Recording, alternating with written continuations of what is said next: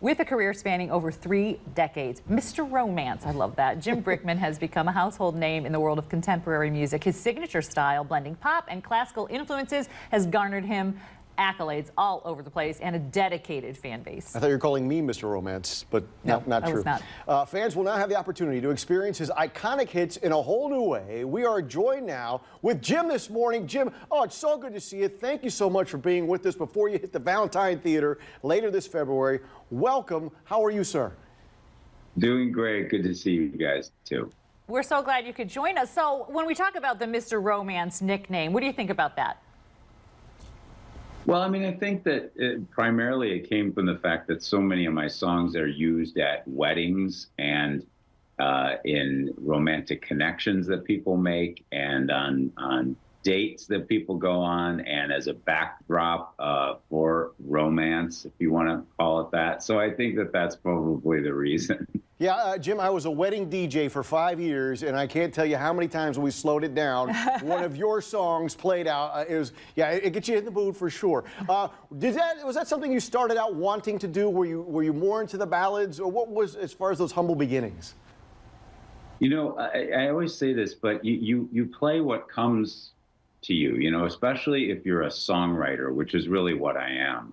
And so I just had a knack for a lot of these sort of sweeping, beautiful melodies. It's just what came the most naturally to me. I love a great melody. I love a great singer who sings their heart out on a great melody. So I think it's just, it comes naturally by, you know, whatever you're feeling inside. You've collaborated with, I mean, some of the most amazing vocalists on planet Earth. I'm looking at the list, and Leslie Odom was the one that just stood out to me. I mean, they're all amazing. They're all amazing on here, but what was it like with working with him? Well, a lot of these people, either they're people that I grew up admiring, you know, whether it was Carly Simon or Johnny Mathis or Kenny Loggins or Olivia Newton-John. These are all people that I had their albums.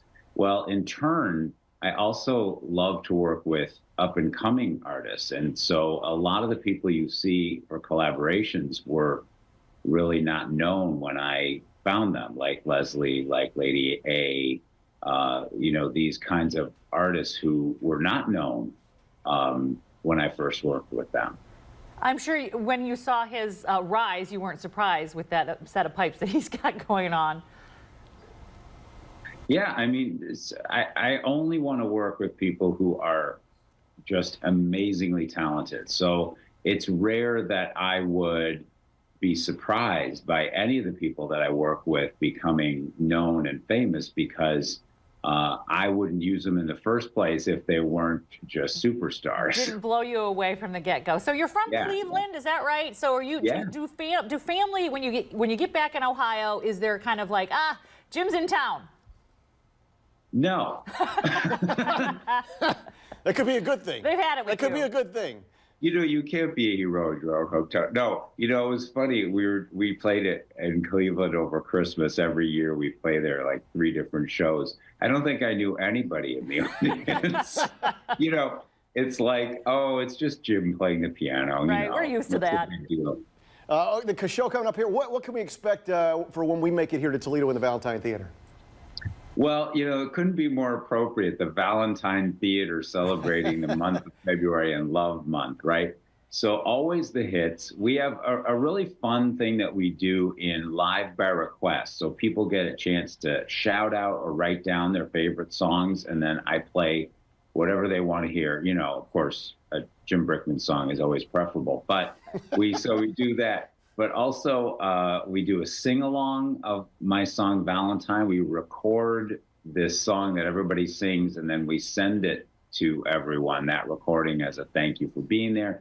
So it's very lighthearted. I don't think people expect it to be a lot of laughter as much as that emotional connection that the music makes. But it's a real variety. I think people are surprised when they leave that it's so much fun, and so not only, like I said, very emotional, but also very funny. So wonderful. You're going to be here on the 22nd. Thank you so much for taking some time with us to kind of really get to know you and what the show is going to be about here coming up. Well, it's like coming home for me, so it's always been fun to be in Toledo. I look forward to seeing everybody there. All right. Have a great day, Jim. You too.